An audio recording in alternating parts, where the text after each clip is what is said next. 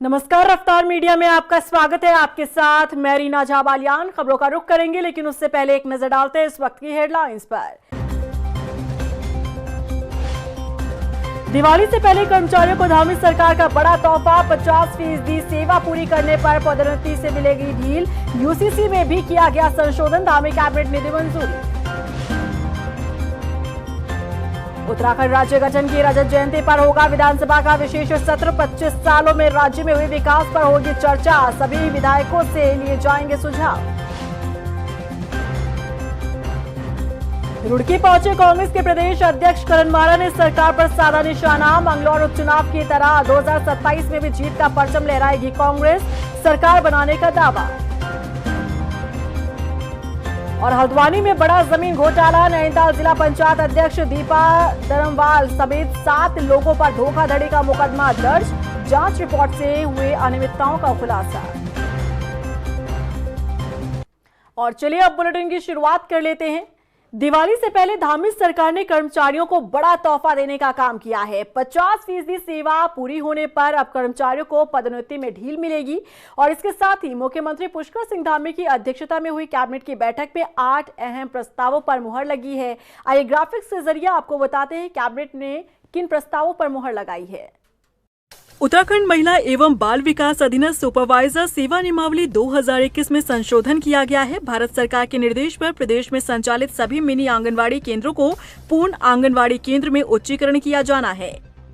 देहरादून के रायपुर क्षेत्र में विधानसभा भवन बनाने के लिए आसपास के क्षेत्रों में घोषित हुए फ्री जोन में मंत्रिमंडल ने छोटे निर्माण कार्यों की अनुमति दी है। बना सकेंगे व्यक्तिगत आवास और दुकान, आवास विभाग अलग से जारी करेगा गाइडलाइन। समान नागरिक संहिता में किया गया संशोधन, आधार के अलावा नेपाली और भूटानी नागरिक प्रमाण पत्र को भी वैध माना जाएगा। तिब्बती नागरिक के लिए विदेशी पंजीकरण को भी वैध माना जाएगा। कार्मिक विभाग के तहत जो कर्मचारी अपने 50% सेवा किसी पद में पूरी कर चुके हैं, उनको अपने सेवा काल में एक बार शिथिलीकरण दिए जाने की व्यवस्था की गई। विधानसभा सत्र के लिए मुख्यमंत्री को किया गया अधिकृत, देहरादून में होगा सत्र। वित्त विभाग में पब्लिक सेंटर 100% टेकिंग है। विशुद्ध मुनाफा का 15% राज्य सरकार को देना होगा। चिकित्सा, स्वास्थ्य एवं शिक्षा विभाग, स्वास्थ्य कार्यकर्ता और पर्यवेक्षक को 5 साल की सेवा पूरी होने पर एक स्थान से दूसरे स्थान पर स्थानांतरण की अनुमति होगी। उत्तराखंड राज्य गठन के 25 साल पूरे होने पर विधानसभा का विशेष सत्र भी आहूत किया जाएगा। मुख्यमंत्री पुष्कर सिंह धामी ने कहा कि राज्य गठन के 25 साल पूरे होने पर विधानसभा सत्र में सभी विधायकों को राज्य में हुए विकास को लेकर बोलने और उनके सुझाव रखने का मौका मिलेगा। क्योंकि ये हमारा रजत जयंती वर्ष है और 25 सालों में हमारा राज्य कई उतार चढ़ाव से आगे बढ़ा है। उस दौरान के सारे अनुभव और विकास की एक लंबी यात्रा भी चली है राज्य स्थापना के बाद। उन सभी पर विधानसभा के अंदर भी चर्चा हो केवल इसी विषय पर, तो 2 दिन का ये सत्र भी आहूत करने का निर्णय लिया गया है, तो उसकी तिथि जल्दी ही बता दी जाएगी। बेरोजगार युवाओं की आड़ में जो लोग अपनी राजनीति करने का काम कर रहे थे, उनकी वो कोशिश धरी की धरी रह गई, क्योंकि वही बेरोजगार युवा सीएम धामी से मुलाकात के बाद धन्यवाद देते नजर आए और सरकार के फैसले से संतुष्ट दिखे। देखिए रिपोर्ट। बेरोजगार संघ की सीएम धामी से मुलाकात, युवाओं ने सीएम धामी का किया धन्यवाद। कांग्रेस की फेल हुई strategy. UK SSSC paper leak मामले में उत्तराखंड के युवाओं के गुस्से को शांत कराने के साथ ही जो फैसला धामी सरकार ने लिया, उससे प्रदेश के युवा संतुष्ट नजर आ रहे हैं। परीक्षा रद्द कराने का फैसला हो या फिर हो सीबीआई जांच का फैसला, बेरोजगार संघ ने सीएम धामी से मुलाकात कर उनका धन्यवाद किया। बीते दिन बेरोजगार संघ के अध्यक्ष राम कर्णवाल और तकनीकी डिप्लोमा प्राप्त छात्रों के प्रतिनिधि मंडल सीएम धामी से मिले। बेरोजगार संघ अध्यक्ष राम कर्णवाल की अगुवाई में पहुंचे प्रतिनिधि मंडल ने कहा कि सरकार द्वारा परीक्षा की पारदर्शिता और निष्पक्षता सुनिश्चित करने के लिए उठाए गए कदम युवाओं में विश्वास और आशा का संचार करते हैं। उन्होंने कहा कि राज्य सरकार ने जिस तत्परता और संवेदनशीलता के साथ कार्रवाई की, युवाओं के हित में एक ऐतिहासिक निर्णय है। पिछले दिनों एक मामले में शिकायत आई थी एक सेंटर पर, उसकी जांच कमेटी बनाई गई, एसआईटी से जांच हुई। हाई कोर्ट के जज रहे यूसी निहानी, उन्होंने पूरी कमेटी को सुपरविजन किया और उनकी रिपोर्ट आई। इस रिपोर्ट के आधार पर हमने पहले ही कहा था, मैं जब युवाओं के बीच में गया था, उन छात्रों के बीच में गया था, तभी मैंने कहा था कि जो भी जांच कमेटी की रिपोर्ट आएगी उसके आधार पर हम छात्रों के हित में जो फैसला होगा फैसला लेंगे।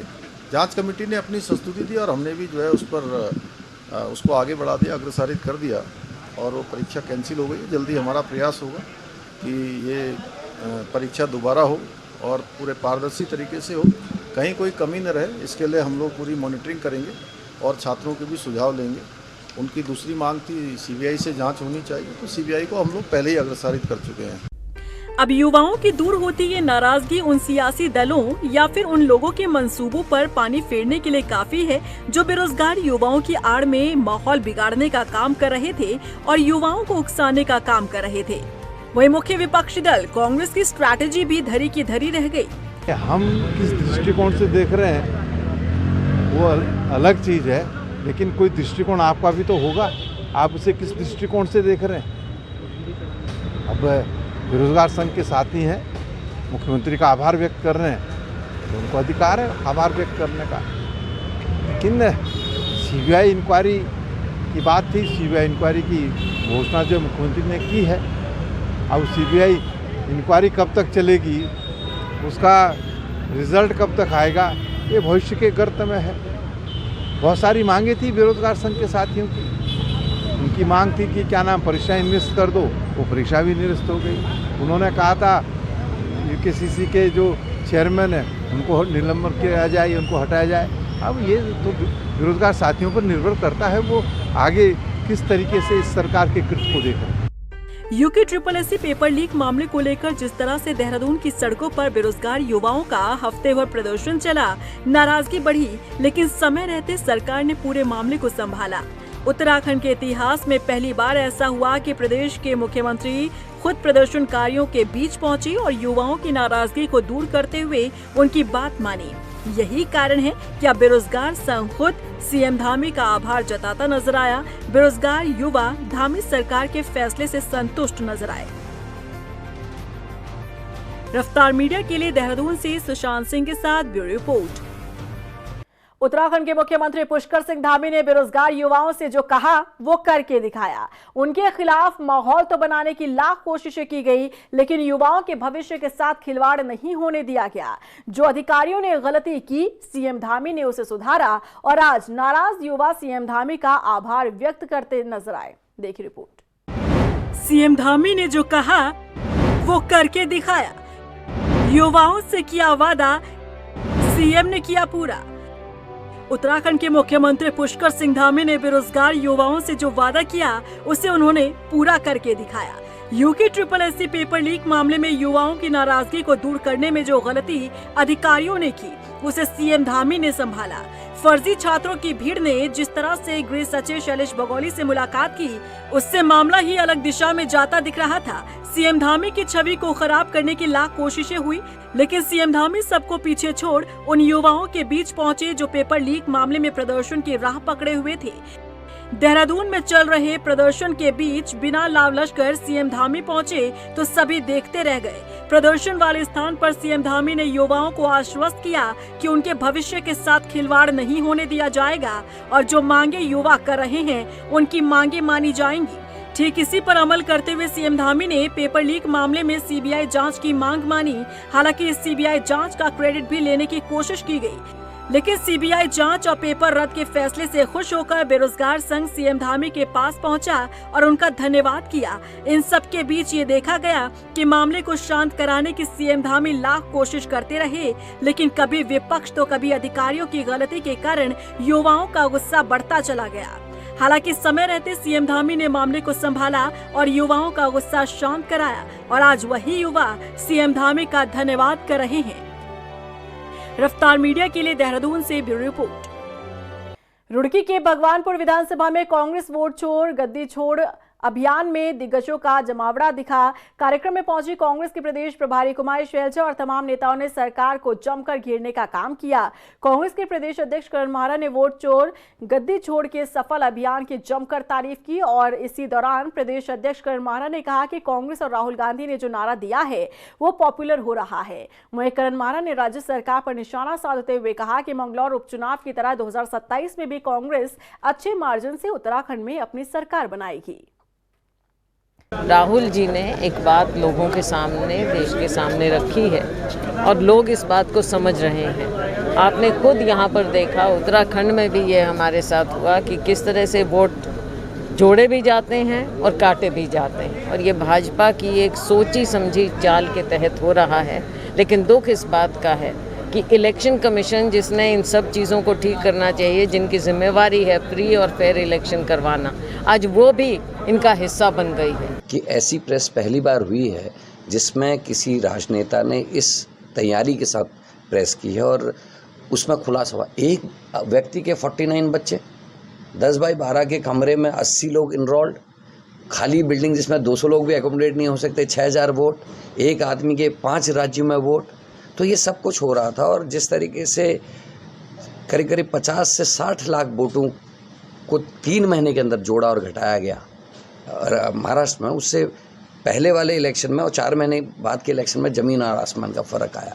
उत्तराखंड प्रदेश में बढ़ती बेरोजगारी और नशे के खिलाफ कांग्रेस की छात्र विंग NSUI ने देहरादून में पैदल मार्च निकाला और प्रदेश सरकार के खिलाफ हल्ला बोल किया। प्रदर्शन में शामिल कांग्रेस के वरिष्ठ नेता और पूर्व CM हरीश रावत और विधायक प्रीतम सिंह ने सरकार को आड़े हाथों लिया। कांग्रेस ने आरोप लगाया कि आज प्रदेश में नशे का बोलबाला है और बेरोजगारी चरम पर है। नशे के खिलाफ और बेरोजगारी के खिलाफ जेन जी का, हमारी नई युवा पीढ़ी का, छात्रों का, युवाओं का ये प्रदर्शन है और वो सड़कों पर निकले हैं। उन्होंने खुली जंग का ऐलान किया है और उस जंग में हम लोग भी सम्मिलित। नशे को लेकर के और रोजगार को लेकर के मार्च आहूत किया है और हम सब लोग उसमें प्रतिभाग करने का काम कर रहे हैं। आपके सामने है, देश और प्रदेश में नशे की प्रवृत्ति लगातार बढ़ती जा रही है। नौजवान साथियों का भविष्य अंधकार में हो गया है। हम समझते थे कि जो सत्ता में बैठे हुए लोग हैं वो नशे को रोकने का काम करेंगे और बेरोजगारी को दूर करने का जो वादा उन्होंने किया था उस पर कार्य करेंगे, लेकिन सरकार इस दिशा में कोई कार्य करती हुई दिखाई नहीं दे रही है। सर्किल रेट में हुई बढ़ोतरी से नाराज लोगों ने हल्द्वानी में कांग्रेस के वरिष्ठ नेता ललित जोशी के नेतृत्व में विरोध करते हुए रजिस्ट्रार को ज्ञापन सौंपा। कांग्रेस नेता ललित जोशी ने कहा कि रोटी, कपड़ा और मकान हर व्यक्ति की मूलभूत जरूरत है और ऐसे में अगर कोई व्यक्ति शहर में थोड़ी जमीन खरीदकर मकान बनाना चाहता है तो सरकार ने आम आदमी के इस सपने को भी तोड़ने का काम किया है। बता दें कि पिछले दिनों राज्य सरकार द्वारा जमीनों के सर्किल रेट में बढ़ोतरी की गई।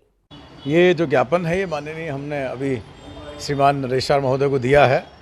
इसमें ऐसा ना, देखिए, आप अगर इस तरह से जन सामान्य को आप उसको राहत देने के बजाय 400% बढ़ा देंगे, गली गली के जो रेट हैं उसको भी अगर आप बढ़ा दोगे 300-400, मेरे ख्याल से गुप्ता जी 400% तक बढ़े हुए हैं। तो जहाँ ये हाल है वहाँ पर आम आदमी का तो प्लॉट खरीदना ही मुश्किल हो जाएगा। ना बेचने वाला बेच पाएगा, ना खरीदने वाला खरीद पाएगा। रोटी, कपड़ा और मकान जो प्रथम आवश्यकता है किसी भी व्यक्ति की, वो सीधे सीधे इससे प्रभावित होती है और आर्थिक रूप से भी प्रभावित होता है। अगर ये मार्केट खराब होता है या फिर बढ़ता है इस तरह से बेतहासा, बेतुका, मतलब 100 से आप सीधे 400 पे नहीं ले जा सकते भाई। तो इसका विरोध है। आज हमने सर्किल रेट के लिए हमने माननीय इनको रजिस्ट्रार महोदय को दिया है कि माननीय मुख्यमंत्री जी को इस बात से अवगत कराया जाए। उत्तराखंड क्रांति दल में अध्यक्ष पद के लिए 8 दावेदारों ने आवेदन किया है। 15 अक्टूबर को सभी सर्वसम्मति से अध्यक्ष पद का चयन करेंगे और यूकेडी के महामंत्री ने बताया कि अध्यक्ष पद का चयन होने के बाद पहले से अधिक पार्टी को मजबूत बनाने का काम किया जाएगा। देखो, उम्मीद के लिए तो अभी किसी को बताया नहीं जा सकता, लेकिन अभी तक 8 लोगों ने नामांकन किया और आज नामांकन का में नाम वापसी का आखिरी दिन है और अभी शाम को पता लग पाएगा कि कौन कौन लोग अभी भी मैदान में हैं और कौन अपना नाम वापस ले रहे हैं। अभी तक जो हमारे पास नाम है उसमें जो हमारे पूर्व अध्यक्ष थे, मतलब जो अभी वर्तमान में अध्यक्ष जिनके लिए चुनाव हो रहा है वो पूर्ण सिंह कठेत जी हैं। उसके बाद हमारे जो संरक्षक थे श्री सुरेंद्र कुकरेती जी हैं। उसके बाद जो उपाध्यक्ष जी थे श्री जयप्रकाश उपाध्याय जी हैं। जो युवा अध्यक्ष थे राजेंद्र सिंह बिष्ट जी हैं, उसके अलावा जो केंद्र में हमारे महामंत्री वगैरह थे कई लोग, तो उसमें भुवन चंद्र जोशी और कुंदन सिंह बिष्ट और क्या उसके बाद जो पंकज व्यास जो पूरे कार्यकारी अध्यक्ष भी रहे हैं, उनके नाम भी हैं। राजधानी देहरादून के दून मेडिकल कॉलेज के हॉस्टल में अर्धनग्न अवस्था में पार्टी कर रहे छात्रों के मामले को दून मेडिकल कॉलेज ने गंभीरता से लिया है। अस्पताल प्रशासन ने जांच कमेटी का गठन कर 2 दिन में रिपोर्ट मांगी है। प्राचार्य गीता जैन ने बताया कि जो भी दोषी होगा उसके खिलाफ सख्त कार्रवाई की जाएगी। वहीं उन्होंने हॉस्टल में पुलिस कर्मियों के आने पर भी ऐतराज जताया। उन्होंने कहा कि मामले की जानकारी पहले दून मेडिकल कॉलेज प्रशासन को देनी चाहिए थी। नहीं, प्रशासन ने मेडिकल कॉलेज ने इसको मामले को बहुत गंभीरता से लिया है और किसी भी तरह की हुलिगनिज्म जो है वो मेडिकल कॉलेज बर्दाश्त नहीं करेगा।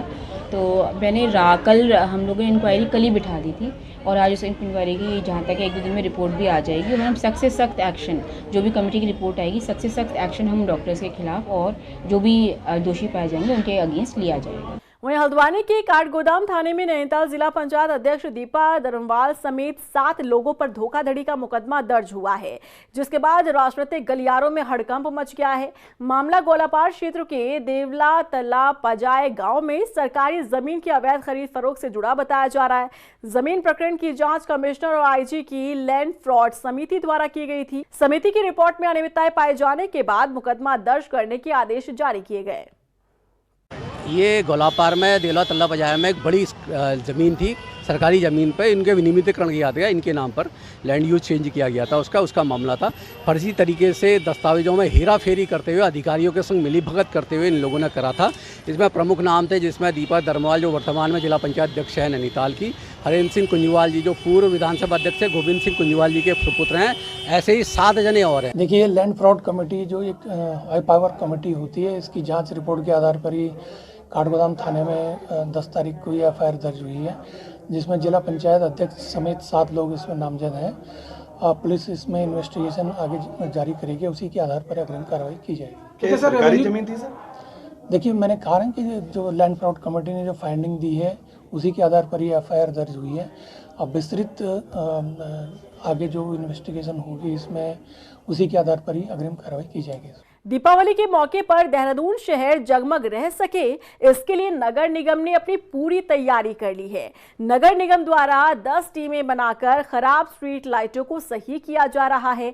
बरसात के बाद नगर निगम के पास खराब स्ट्रीट लाइटों को लेकर करीब 500 शिकायतें आई थी, जिनका निस्तारण किया जा रहा है। निश्चित रूप से त्यौहार के पहले ये जो समय है, इसमें बरसात के बाद से जो हमें कंप्लेंट्स प्राप्त हुई थी उनके निस्तारण के लिए लगातार नगर निगम की ओर से अवकाश के दिन भी और समस्त टीमों को एक्टिव मोड में रखते हुए अतिरिक्त समय भी डिप्लॉय करते हुए निस्तारण किया जा रहा है। इसके अलावा अब क्योंकि इस विशेष सप्ताह में विशेष रूप से लाइटिंग करते हुए कुछ अतिरिक्त लाइट्स भी हमें लगानी है, इसके लिए 10 टीमों को बढ़ाए जाने के भी निर्देश कल दिए गए हैं। कुछ हमारे जो फ्लाईओवर्स हैं जिनमें कि ट्रैफिक बाधित ना हो, यातायात बाधित ना हो, उसको ध्यान में रखते हुए सुबह के समय में 4 बजे से ही हमारी टीमें लग कर के लाइट्स को रिपेयर भी कर रही हैं और इसमें संबंधित जो अन्य कार्यदायी संस्था भी कार्य कर रहे हैं, जैसे NH है, स्मार्ट सिटी है, उनके साथ भी समन्वय बनाया जा रहा है। वर्तमान में पिछले विगत 15 दिन में लगभग 7663 लाइट्स अब तक रिपेयर की जा चुकी हैं और आगे भी प्रयास ये है कि जितनी भी अभी पेंडिंग कंप्लेंट्स हैं उन सभी को निस्तारित मिशन मोड में कर दिया जाए और जितनी पॉसिबल नई लाइट्स हैं वो लगा दी जाएं। दिनेशपुर में राष्ट्रीय स्वयंसेवक संघ के 100 वर्ष पूरा होने पर शस्त्र पूजा करने के बाद पथ संचालन कार्यक्रम का आयोजन हुआ।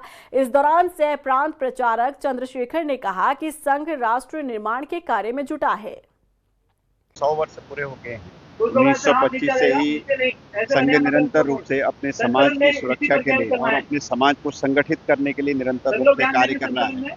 इन 100 वर्ष की यात्रा में अनेक उतार चढ़ावों के साथ संघ ने अपने समाज के सुख दुख में अपने स्वयंसेवकों की हमेशा सहभागिता और उस सहभागिता के बल पर और उस पुनर्जागरण के बल पर संपूर्ण समाज को एक दिशा की ओर ले जाने में संघ और संघ के स्वयंसेवक निरंतर रूप से सफल हुए हैं और अगले 100 वर्ष के बाद संघ का अगला चरण विशेष रूप से अब समाज से एक आह्वान है कि समाज पंच परिवर्तन जो 5 बातें संघ ने कही हैं, संपूर्ण समाज उन बातों को अपने जीवन में उतारे।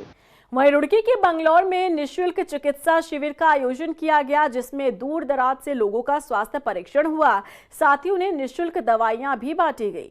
जी देखिए, ये श्री महेंद्र इंद्रेश हॉस्पिटल की जानिब से हमारे साथी हैं, बहुत ही वरिष्ठ साथी हैं, जो लोगों की सेवा कर रहे हैं लगातार एक अरसे से देख रहा हूं मैं, जिनका नाम है आदिल फरीदी जी। वो मेरे बहुत ही घनिष्ठ दोस्त हैं, साथी हैं। उन्होंने मुझे आदेश किया कि आप अपने कैंप कार्यालय पर एक जो है ये स्वास्थ्य कैंप लगवाइए। तो मैंने आज सभी साथियों ने हमने बैठ के मशवरा किया, तो ये लोग जो हैं इसका बड़ा लाभ उठा रहे हैं और यहाँ निःशुल्क दवाइयाँ भी वितरित की जा रही हैं और जांच भी चल रही है लोगों की। और इसी के साथ फिलहाल इस बुलेटिन में बस इतना ही, लेकिन चलते चलते एक नजर डालते हैं इस वक्त की हेडलाइंस पर। दिवाली से पहले कर्मचारियों को धामी सरकार का बड़ा तोहफा, 50% सेवा पूरी करने पर पदोन्नति से मिलेगी ढील। यूसीसी में भी किया गया संशोधन, धामी कैबिनेट ने दी मंजूरी। उत्तराखंड राज्य गठन की रजत जयंती पर होगा विधानसभा का विशेष सत्र, 25 सालों में राज्य में हुए विकास पर होगी चर्चा, सभी विधायकों से लिए जाएंगे सुझाव। रुड़की पहुंचे कांग्रेस के प्रदेश अध्यक्ष करण मारा ने सरकार पर साधा निशाना, मंगलौर उपचुनाव की तरह 2027 में भी जीत का परचम लहराएगी कांग्रेस, सरकार बनाने का दावा। और हल्द्वानी में बड़ा जमीन घोटाला, नैनीताल जिला पंचायत अध्यक्ष दीपा धर्मवाल समेत 7 लोगों पर धोखाधड़ी का मुकदमा दर्ज, जांच रिपोर्ट से हुए अनियमितताओं का खुलासा।